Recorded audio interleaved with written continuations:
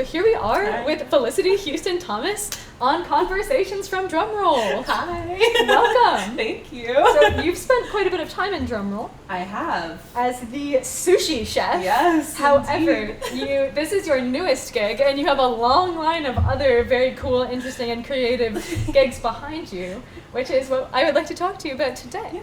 Before we get to that, well, actually, no, I would like to just get right on with the show. Cool. In May, you will be having the opportunity to present a project that you did, that you got a grant to do. Mm-hmm. And I would love for you to just share that whole story. Yeah, totally. So it started as a concept where my dad and I had been going through his house, and he had these boxes and boxes of my grandfather's 35mm black and white photography. And when I say boxes and boxes, I mean there's quite literally thousands of prints. Oh my God. It's pretty prolific. And we were going through them, and I just felt really inspired by it, and really moved by it. And I had already been kind of working on a collection of songs. And as I was looking through them, I realized that some of my songs kind of tied into the imagery that he had in his photos. And then I was like, I think I could probably do a whole project inspired by these photos.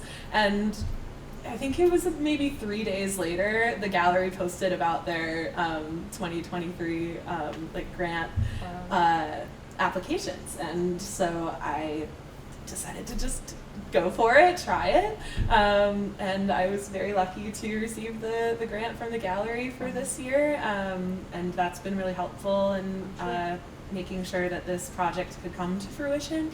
So yeah, on May 3rd, Friday, May 3rd, I'll be presenting an EP of songs that are based on these photos. Wow. And then in September, the full album will come out. What an absolutely amazing project to be able to invest your time in and receive such validation that it's a good idea. Yeah. I mean, receiving a grant for such a personal project, that must have meant so much to you. It really did, and it really meant a lot to my father as well, because I'm from a family in Geneseo that's pretty kind of hooked into Geneseo culture, but it's more on my mom's side that is the case. Okay. And so it's nice to kind of be able to highlight my dad's side of the family too, and kind of dig into the roots that I have in Geneseo on his side, as well as on my mom's side. Yeah. So tell us a little bit about these pictures. Yeah, so he was a, like I said, 35mm black and white photographer, mostly nature subjects, and he lived in the cottage behind the Wadsworth homestead.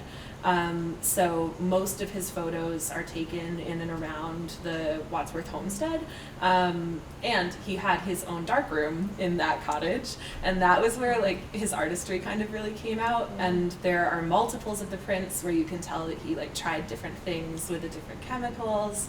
He would do kind of collages for some of his works, and it was just really interesting the way that seeing how he made his art and having such a visual timeline of how he grew as an artist, in the different boxes of photos and everything. But it was really interesting to kind of dig through and see that, and they're just so beautiful. So, What was the time period that they were taken over? I'm pretty sure that he started somewhere in the 60s and took them straight through until the 90s or early 2000s. So Wow. it's quite some time, a few decades. And he stuck with black and white. Yep, all the way through. Was that his career, doing No. photography, or was it just a passion? No, it was a passion. He was actually a English teacher at SUNY Geneseo. So he probably had a few students come through, and his name's Dante Thomas, if anybody remembers him. But yeah. Cool, shout out to Dante Thomas. Yes. Wow. So how did you make the connection between his pictures of his community and you in 2023 connecting with your community through them? Yeah, so it is a deeply personal project, Yeah. and growing up here gives you kind of a unique experience of Geneseo, and honestly a lot of not so great things happened to my family, like in this town. And so it was a really good way for me to kind of process that while also finding a lot of beauty in these images and knowing that there was a familiarity to it for me that was kind of beyond expressing, where I'm like, I know the panel of the barn that this image captures, and I know exactly where it is because I grew up here, and just being able to have that level of like knowledge of like the subject of these sometimes more like esoteric or kind of like you know, just like zoomed in photos was really kind of an interesting like mind loop for me, and that's how I kind of ended up getting to my inspiration for the songs, where I was like, this is so personal, and I can write about the things that are important to me and apply them to the photos, as well as let the photos kind of speak to me and speak through me in the music. Wow. So tell us a little bit about these songs. Yeah. So there will probably be 5 or 6 on the EP, and they range from like folky kind of pop to like more kind of blues, like rock, and they kind of live in that world. It's hard to kind of nail down a genre for it, but I'm really excited about the sound of them. Some of my like biggest inspirations are like Joni Mitchell and Florence and the Machine and kind of the ladies of like rock and folk. Can't go wrong. Exactly. So I'm drawing a lot of inspiration from their sound, while also trying to stay true to myself as a vocalist, which is my primary instrument, as well as kind of using this to develop more of my skills as an audio mixer as well as a guitar player.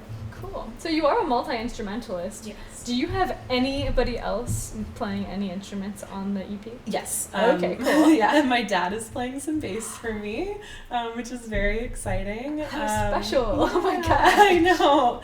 And then I'm really filling in most of the other stuff, either electronically or on live instruments. Okay. Yeah. Wow. Yeah. What have some of the biggest challenges been throughout this process? Definitely like learning how to mix and master an album. It's the first time that I'm really doing it to this degree. I've mixed some songs before. I went to school for musical theater, so I took some classes where we learned how to mix audio, and I've been relying on those skills quite a bit, but also trying to develop my own style during the mix has been challenging but really rewarding. So are you doing it all from a laptop? I am. Okay. Oh my gosh. And my MIDI keyboard. Okay. Yes. Okay. Oh, imagine if you were using the QWERTY keyboard. Oh my god, nightmare. Anyway, one of my friends did that. Oh my gosh, that's so much work. Only for like one song, yeah. I was like, that's a really crazy thing for you to have done. Like, yeah. Just go to the music building. I know. Cool. How interesting. Wow. So are all of the songs originals for this? They are. Yeah, wow. they are. How long has the writing process been taking? Are you even finished with all the songs? I am finished with all the songs. Okay. They're written. There are a few where there need to be some more tracks laid down, but for the like core 5 that will be on the EP, they're pretty much in solid shape. They're going to be out in a month, so like I'm kind of just in my finalizing and making sure that everything is mastered so that it fits together. Yeah. But yeah, it took about 6 months to write the lyrics, and that's where I start, is like in the lyrical and melodic quality of a song, and then I move on to adding in harmony with the guitar and with the instrumentals. Cool. So what is it in one of these pictures? Is it one picture per song? Like, how does this all fit together? Yeah, totally. So it is one picture per song. Some of them, like I said, it kind of really like inspired me. There's one that comes to mind particularly that's called Everything is Coming to an End, and it's an image of like the sun shining through trees onto like snow. Yeah, and it's really beautiful. But there's something it really spoke to me because it was the first time looking at that picture that I realized that, wow, I really haven't seen a winter like that in a really long time.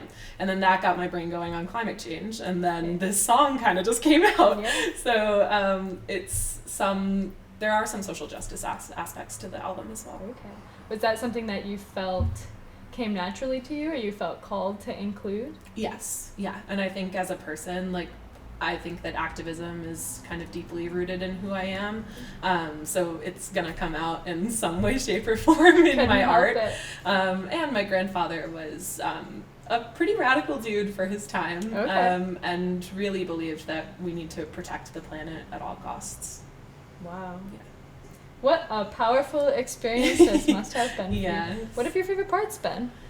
My favorite parts have been honestly like redeveloping a relationship with my dad, and kind of like getting to work on this with him too, because it is his father's works, and I got the opportunity to assist with some of my grandfather's like end of life care when I was in high school, and that was difficult, but I would not trade that time with him for anything, and so I kind of have a unique relationship with my dad and with my grandfather within like my family system because of that time that we got to spend together, and I'm just really grateful to be able to kind of like collaborate with both of them like through like time and space in this way. And media. Yeah. It really is transcending a lot of barriers. I was so stoked to hear about this project. Yeah. I couldn't even I didn't even know that this was what got the grant. Yeah. It was so cool.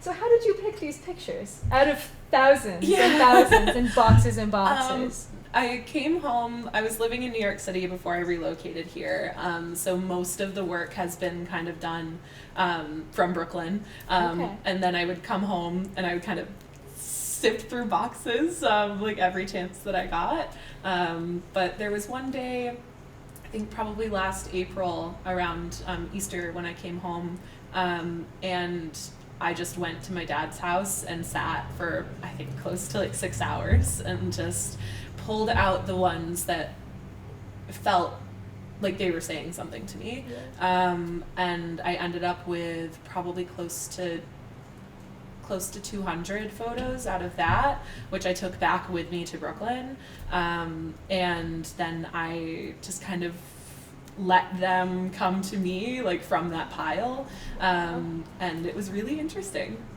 I also was able to invite some like other people in, and I loved the party trick of like bringing out the photos, and I would actually let people take like photos that spoke to them, and seeing other people kind of go through them and like see what called them out of the photos was also really helpful to me in my process. Wow.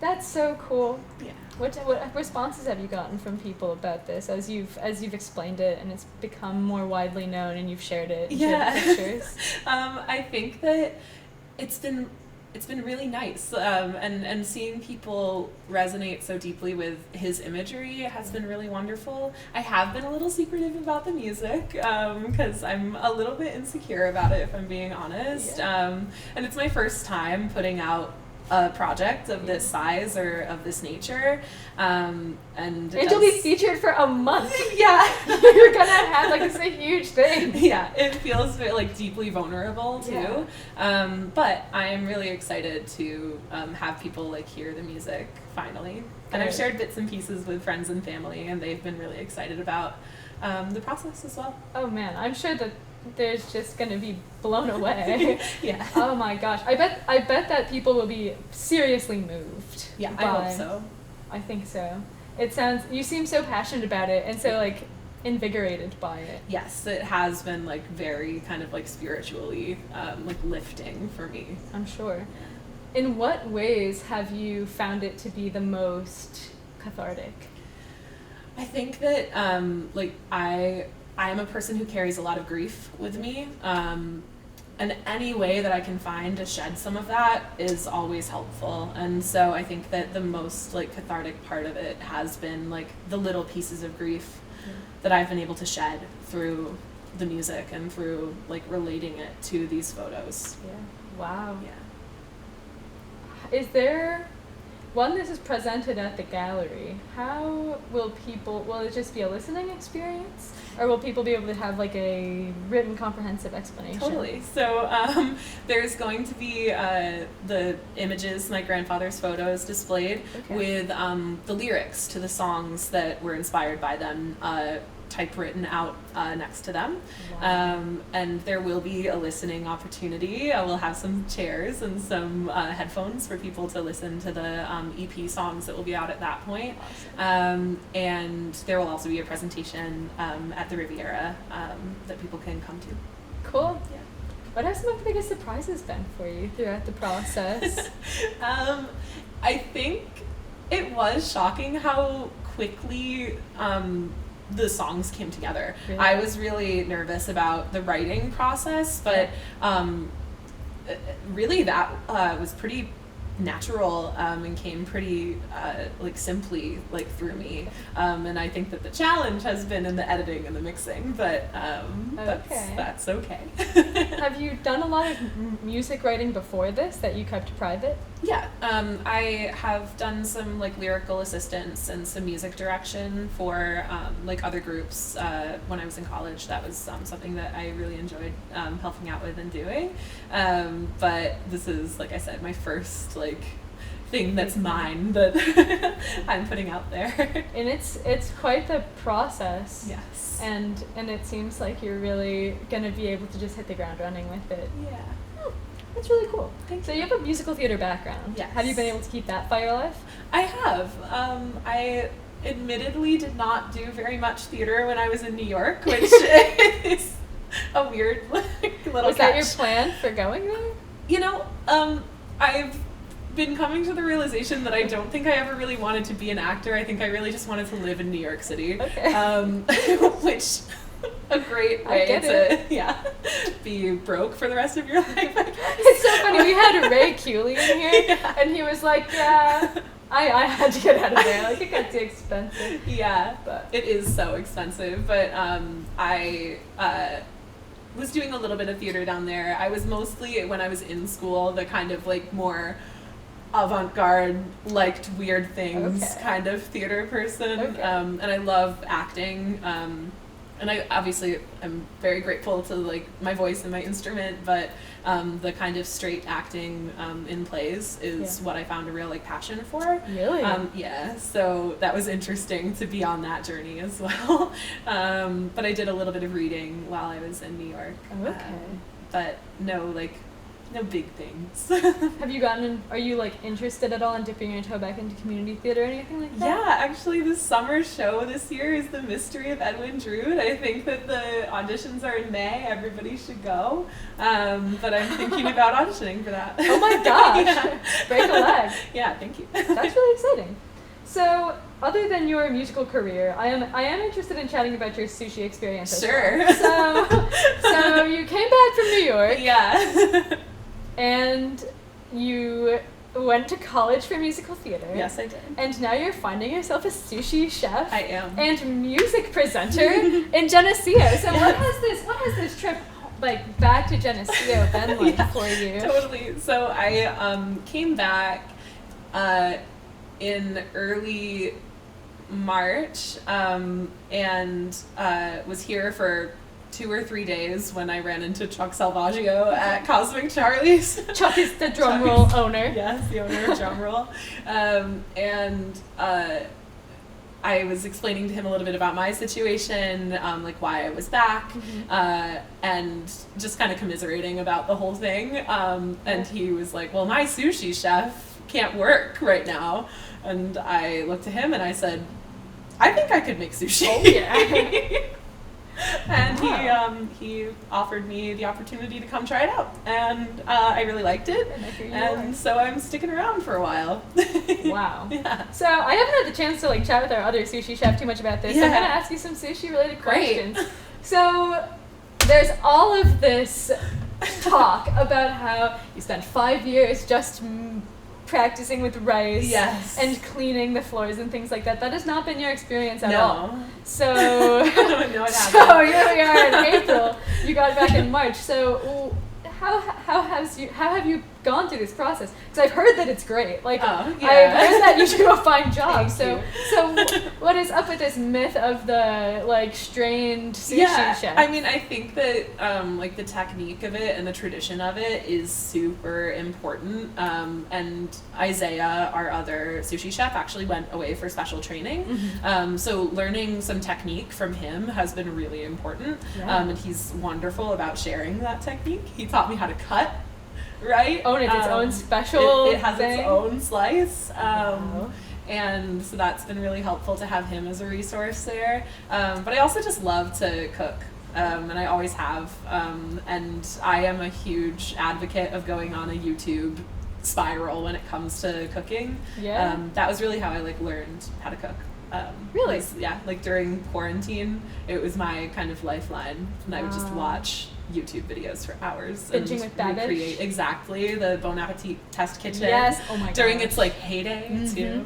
Yep. Oh, that's awesome. Yeah. Oh, cool.